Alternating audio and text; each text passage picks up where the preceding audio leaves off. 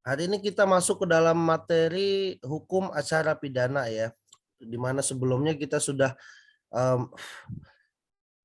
sedikit mengulas materi hukum pidana ya. Apa itu hukum pidana? Kemarin ada tugas ya?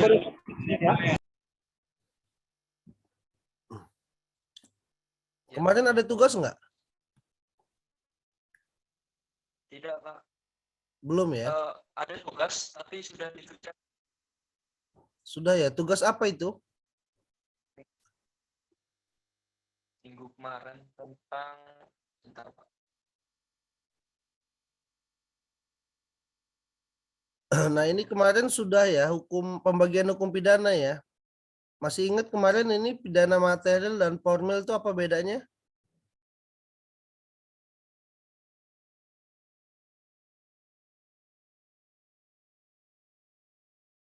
Kalau material, dia itu kumpulan aturan tentang perbuatan apa yang bisa dihukum ya. KUHP, di dalam KUHP adanya. Jadi kalau kita bicara barang siapa yang melakukan sesuatu ya dapat dihukum berapa tahun sekian itu ada dalam material. Nah, kalau formil kita bicara terkait dengan apa saja peraturan menghukumnya, baik dari tingkat kepolisian, kejaksaan, sampai pengadilan. Nah, ini formil ya. Jadi harus paham. Nah, kita dalam hukum acara pidana ini masuknya material apa formil? Formil, Pak. Formil ya. Ya. Oke. Ini istilah-istilah dalam hukum acara pidana kemarin juga sudah ya. Ada namanya di Belanda strafvordering, di Inggris criminal procedure law, di Amerika criminal procedure rule. Di Indonesia namanya sistem peradilan pidana. Nah, ini banyak sekali aturan yang dijadiin jurisprudensi, kebiasaan ya. Kalau di Inggris, Amerika, kalau ada putusan mencuri 2 tahun, ya putusan lain juga harus segitu. Kalau di Indonesia beda, karena memang dia punya keyakinan berbeda-beda dan punya pertimbangan-pertimbangan lain. Nah, di sini fungsi hukum acara pidana kemarin juga sudah ya mencari, menemukan kebenaran, memberi putusan oleh hakim dan melaksanakan putusan itu. Nah, jadi memang fungsinya itu untuk menjalankan suatu proses hukum yang ada dalam KUHP. Hukum acara pidana itu kan formil ya. Formil itu tugas dan fungsinya untuk melaksanakan material. Nah, material itu menghukum sekian, formil harus melaksanakan sekian. Paham nggak? Paham. Paham ya? Material misalnya mencuri harus dihukum 2 tahun. Jadi itu materialnya ya. Formilnya pelaksananya harus segitu. Dari tingkat polisi, jaksa sampai dengan pengadilan. Itu harus dilaksanakan demikian. Jadi formil itu melaksanakan apa yang disebut dalam material.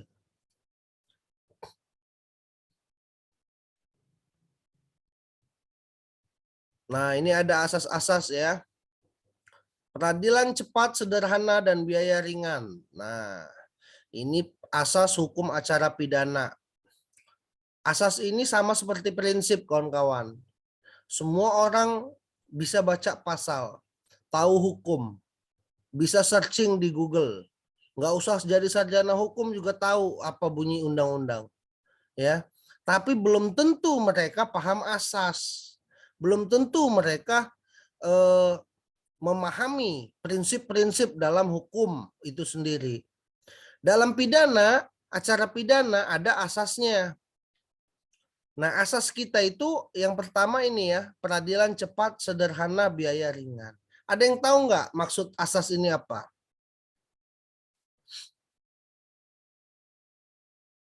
Dalam beracara itu harus ada asas ini. Peradilan cepat, cepat itu kayak mana maksudnya?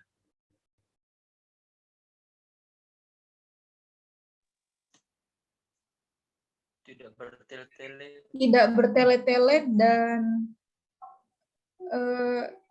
tidak diundur-undur. Ya, tidak diundur-undur. Kalian kalau ditahan, kalian kalau dihakimi jangan dilama-lamain, langsung diadili. Kalian punya hak untuk cepat untuk diadili. Kalau salah ya salah, kalau enggak ya enggak. Nah, itu namanya cepat ya. Jadi jangan kalian kalau penegak hukum nggak punya bukti, penegak hukum nggak dapat ngumpulin bukti ya lepasin. Ya. Kalau memang salah ya salah, kalau enggak ya lepas. Nah, itu peradilan cepat ya. Kemudian yang kedua sederhana. Nah, sederhana ini artinya tidak rumit ya. Jangan sampai peradilan itu membuat rumit. Ya. Karena kerumitan itu sendiri yang akan memunculkan mafia-mafia peradilan. Daftar sidang sulit ya. Kemudian mau sidang pembuktian harus lewat calo ini, calo itu. Ya akhirnya banyak dimainin. Ini rumit. Jadi kalau bisa kita itu online cepet, langsung registrasi, panggilan cepet ya. Nah, jadi jangan sampai mempersulit administrasi pelaksanaan. Karena kalau sudah rumit itu kan lawan sederhana. Kalau sudah rumit, akhirnya nanti akan ada banyak mafia-mafia atau calo-calo atau orang yang mencari kesempatan untuk memanfaatkan keadaan. Nah, ini. Jadi jangan sampai asas peradilan kita itu rumit, maka harus sederhana. Sederhana, simpel, dan dapat dipahami semua orang. Tapi memang kenyataan sampai sekarang masih rumit. Ya, banyak orang nggak paham cara sidang kayak mana, lewat mana, masuk pintu mana, daftar dulu kemana. Paham nggak? Nah, kemudian biaya ringan. Nah, ini lagi ya. Jangan sampai kita itu dikit-dikit uang ya. Di tingkat kepolisian uang, di tingkat kejaksaan uang, sampai pengadilan uang, mau jenguk orang di penjara uang. Nah, semuanya uang. Boro-boro mau nyari keadilan, orang udah takut. Ini mah uang semua. Paham nggak? Nah, jadi asas itu harus ditegakkan ya. Peradilan cepat, ya, dia harus cepat dilaksanakan, sederhana, dan biaya ringan. Nah, ini walaupun dalam praktik masih sulit ya dilaksanakan. Kemudian yang kedua ada praduga tak bersalah. Apa itu asas praduga tak bersalah? Presumption of innocence.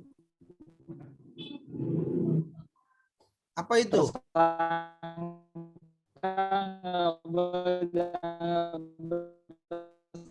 Salah.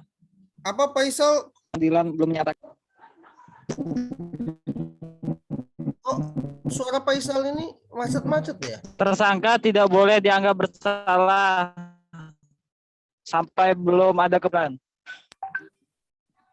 Tersangka tidak dianggap bersalah sampai Sampai ya terbukti dia bersalah. Sampai ke pengadilan.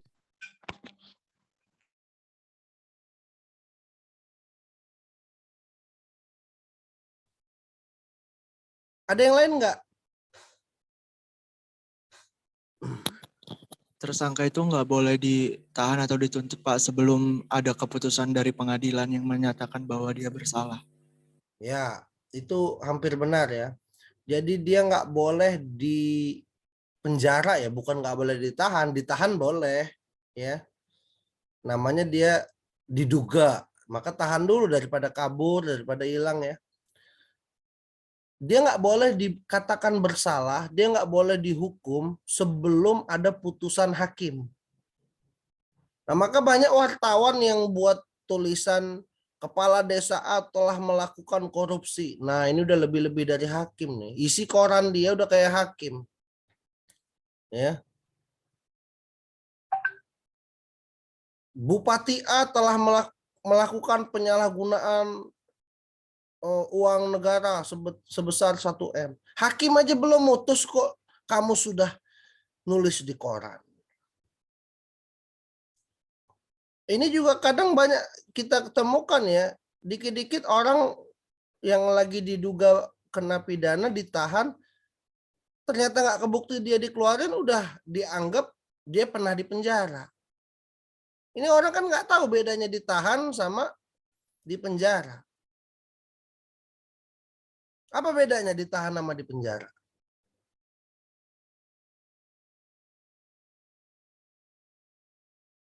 Tahu nggak bedanya?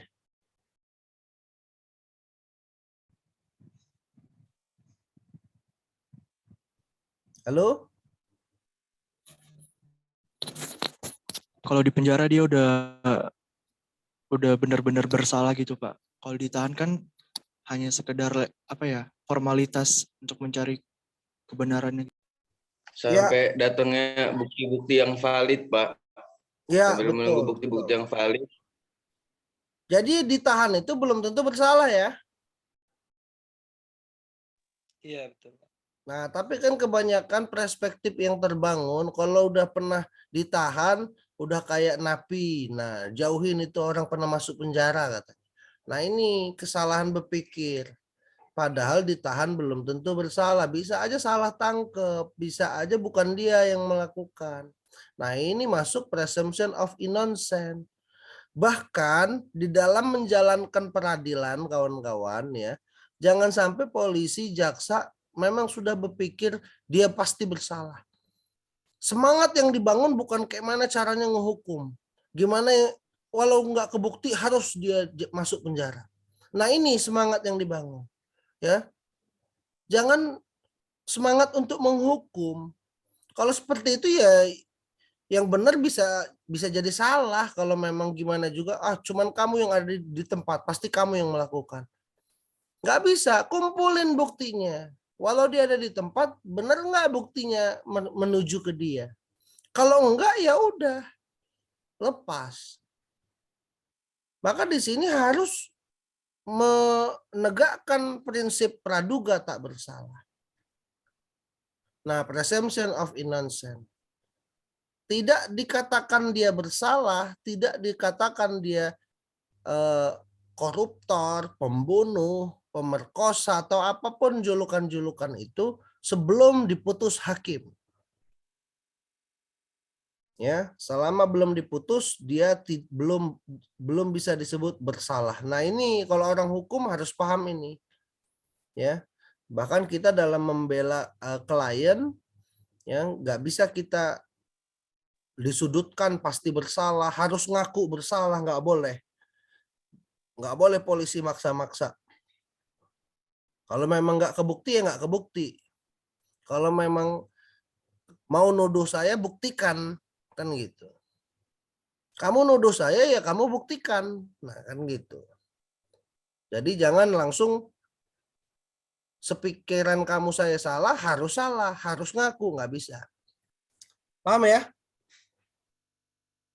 Paham, Pak. Nah kemudian ada asas oportunitas. Nah ada yang tahu nggak asas ini apa nih? Ini punya jaksa ini sebenarnya. Sebenarnya di polisi Asas gimana? yang memberikan wewenang kepada asas hukum yang memberikan wewenang kepada jaksa agung untuk tidak melakukan penuntutan demi kepentingan umum. Nah, betul itu ya. Sebenarnya bukan di kejaksaan aja, di kepolisian juga ada, tapi dia namanya diskresi ya. Jadi polisi bisa ya udahlah ini udah damai, nggak perlu dilanjutin. Ya udahlah mereka sudah selesai, uang udah dipulangin, nggak usah dilanjutin. Ya. Ada apa ya istilahnya? Kebijakan ya, ada istilahnya kebijakan. Sebenarnya dalam pidana itu semua orang yang melakukan kejahatan, mau dia udah dimaafin, mau dia udah ganti rugi, proses pidana itu harus dijalanin. Itu aslinya pidana. Pidana itu sebenarnya tiada maaf bagimu. Ada orang yang sudah minta maaf, saya mukul dia, udah ganti rugi, udah diobatin di kelas VIP ya, rumah sakit semua, bahkan dikasih uang lagi. Sebenarnya nggak bisa ngapus, pidana itu tetap berjalan. Ada yang tahu nggak kenapa?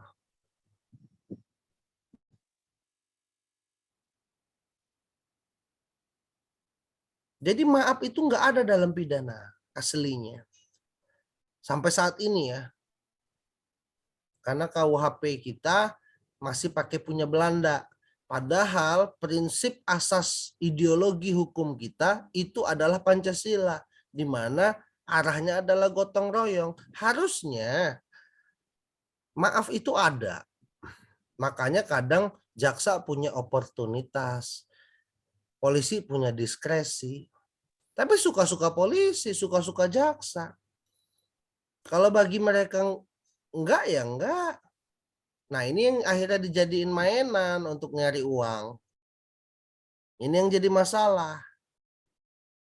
Ya, aslinya hukum pidana itu tiada maaf. Kamu sudah numbur orang, ya, kamu numbur orang, kamu bawa dia ke rumah sakit. Tapi numburnya kamu waktu itu pas sengaja numbur dia itu harus dihukum. Tapi mulihin orangnya juga bisa, mulihin orangnya akhirnya ngeringanin hukuman, tapi tetap dihukum.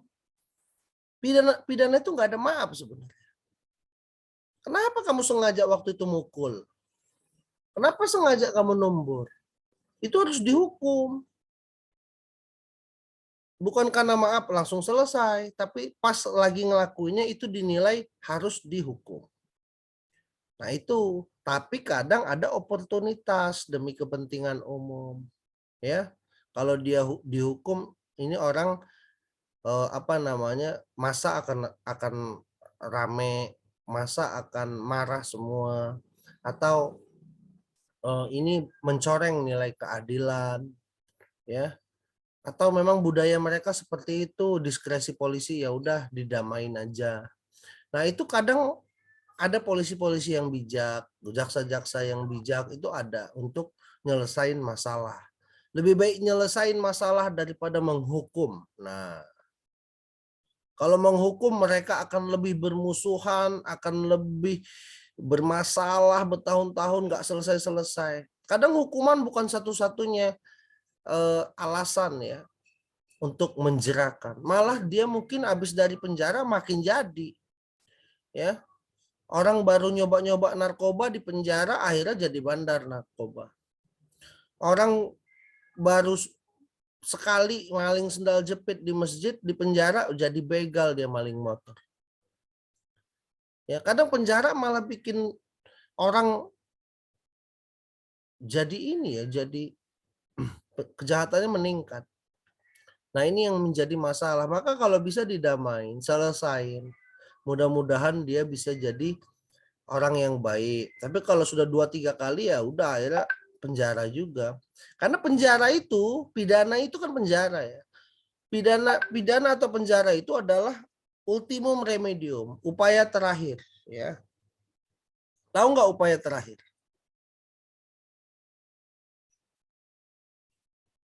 Ada yang tahu nggak? Apa itu upaya terakhir?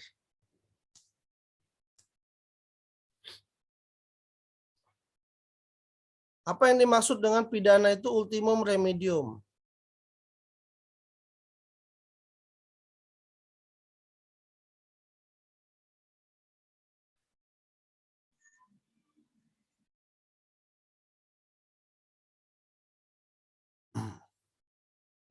Ini apa ya? Free meeting 10 menit. Waktunya Pak, mohon maaf. Ada batasan. Oke. Nah, jadi kalau disebut ultimum remedium atau upaya terakhir, jadi ada upaya-upaya lain kalau bisa damai, kalau bisa nyelesain, kalau bisa ganti rugi, baru kalau nggak bisa dipenjara. Nah, pidana itu harusnya seperti itu. Ya, tapi kenyataan enggak. Pidana itu jadi tempat membalas, tempat menekan, ya. tempat menghukum. Pidana itu suatu yang mengerikan. Siapa yang nggak ngeri kena pidana? Akhirnya jadi mainan. Ini yang menjadi masalah. Harusnya kalau prinsip dia ultimum remedium, upaya terakhir, dia itu bagaikan sakit luka ya. Luka itu kalau bisa disembuhin dulu pakai obat merah, pakai tradisional, diurut kaki itu ya, atau diperban, dibawa ke dokter ya, di herbal. Jangan langsung amputasi. Kalau nggak ada upaya-upaya itu udah dilakuin nggak bisa, ya udah mau nggak mau daripada menjalar potong amputasi. Paham nggak logika itu? Paham, Pak. Paham, paham. Nah harusnya pidana itu bukan jadi mainan. Dikit-dikit pidana, ada utang pidana, apa-apa pidana. Kayak nggak ada obat lain. Padahal negara kita negara gotong royong, negara Pancasila. Tapi dikit-dikit penjara. Nah, ini yang menjadi masalah di negara ini ya. Sesuatu yang mengerikan ya. Dihukum dengan penjara, belum tentu dalam penjara jadi bagus, malah jadi lebih buruk. Tapi diutamakan. Dia jadi obat paling utama, padahal itu obat terakhir. Nah, itu ya. Sekarang kita balik ke asas pemeriksaan pengadilan terbuka untuk umum. Nah, jadi asas-asas ini memang harus paham kawan-kawan. Jangan sampai kawan-kawan bisa baca pasal tapi nggak tahu cara mainnya. Asas ini sama aja cara main, aturan main. Kalian mau main hukum acara pidana, ada rule-nya. Rule-nya ini. Nggak sembarang baca pasal. Baca pasal ya jalanin aja hukum acara pidana. Tapi kalau tahu asas, kalian tahu batas-batasnya. Nah, pemeriksaan pengadilan terbuka untuk umum. Nah ya, jadi dalam sidang itu, kalian itu harus pastikan bahwa pengadilan itu dibuka. Boleh siapa aja nonton, boleh siapa aja masuk. Wartawan, mahasiswa, ya akademis, siapa aja boleh nonton semua sidang. Nggak boleh sidang itu, oh yang nggak berkepentingan di luar. Oh yang berkepentingan aja ya di dalam itu nggak boleh. Kalau kayak gitu berarti mau ada mainan di dalam itu. Paham nggak? Paham, Pak. Nah, jadi nggak boleh yang namanya di dalam suatu pengadilan itu tertutup. Dia harus terbuka untuk umum. Semua boleh nonton. Semua boleh lihat. Ya. Tapi kenyataannya di pengadilan mana ada orang nonton. Dulu zaman saya mahasiswa, isinya mahasiswa biasanya nonton. Jadi daripada nonton bola, nonton bioskop, enak nonton sidang, gratis. Tapi sekarang ya nggak tahu karena corona juga kali ya. Tapi sekarang ini jarang mahasiswa, aktivis, nyorotin sidang, nonton sidang, serunya. Bahkan saya waktu itu udah selesai sidang, Bu, jadwal berikutnya kapan ya, Bu? Nanya saya sama panitranya. Kami mahasiswa pengen nonton lagi minggu depan. Nah, ngikutin loh, proses sidang itu ngikutin, nonton. Nonton kan gratis di pengadilan. Cuman inilah kadang memang apa ya harus dibawa juga sama dosennya. Dulu ada semester berapa saya pernah bawa loh nonton di pengadilan. Nyimak. Nah itu ya, jadi harus terbuka untuk umum ya. Kemudian semua orang diperlakukan sama di depan hukum. Nah ini nih, diperlakukan sama. Ini asasnya nih. Ya, baik jaksa, pengacara, korban, pelaku, itu sama di depan hakim ya. Jangan hakim sudah menilai dia ini, oh dia ini penjahatnya. Ya. Jadi harus kamu ngaku. Nggak bisa. Karena prinsipnya kamu yang mendalilkan saya, kamu yang menuduh saya, ya kamu buktikan di meja hijau yang terhormat ini. Mana yang benar? Sayakah yang salah atau kamu yang salah nuduh saya? Nah, ini nih. Tapi memang banyak juga ya orang udah salah ditutup-tutupin salahnya ya. Ada juga ya pengacara seperti itu. Ini yang apa ya namanya? Ya namanya dia bela kliennya ya. Ya saya termasuk pengacara ya, tapi pengacara itu yang harus dipahami bukan bela yang salah. Dia nggak mungkin juga bela korban pengacara itu. Karena posisi korban itu pasti di jaksa. Bener nggak?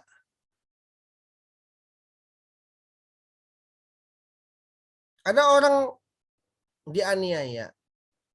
Yang awal bukan pengacara, tapi jaksa dong yang nuntut. Bener nggak? Yang penjahatnya baru dia dibela pengacara. Yang korbannya dibela jaksa. Nah itu udah hukumnya itu nggak bisa berubah, nggak mungkin pengacara yang nuntut dalam hukum pidana ya. Jadi pengacara ada di posisi yang salah pasti. Ada di posisi yang melakukan pidana. Paham ya? Nah ini pengacara ya, ini pengacara, ini jaksa. Pengacara pasti bela terdakwa yang salah, jaksa pasti bela korban yang dijahati. Mungkin nggak pengacara ini jadi jaksa bela korban? Mungkin nggak?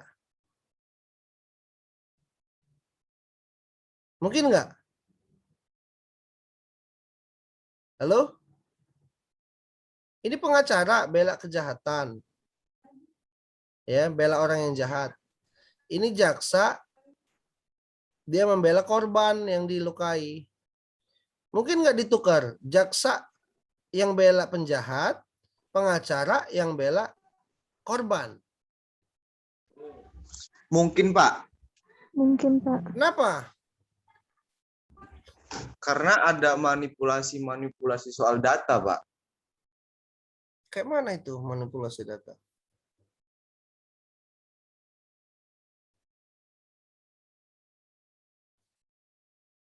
Kayak mana ya? Manipulasi kayak mana?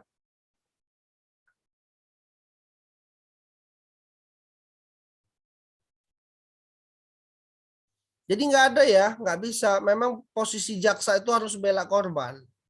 Nggak mungkin jaksa bela penjahat tuh nggak ada cerita. Jaksa pasti bela korban. Pengacara pasti bela terdakwa. Ya, jadi posisi pengacara pasti bela yang jahat. Pandangannya, padahal nggak mungkin kalau dia udah terbukti ya paling cuman bisa mempertahanin pasal itu. Jangan sampai pengacara itu ngelihat dia dihukum harusnya 10 tahun jadi 20. Paham nggak?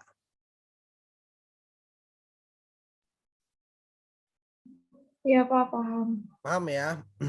Jadi dia itu membela hak-hak terdakwa, hak-haknya si penjahat. Ya walau dia jahat hukumnya harus sesuai pasal, jangan juga lebih-lebih. Nah, kemudian ada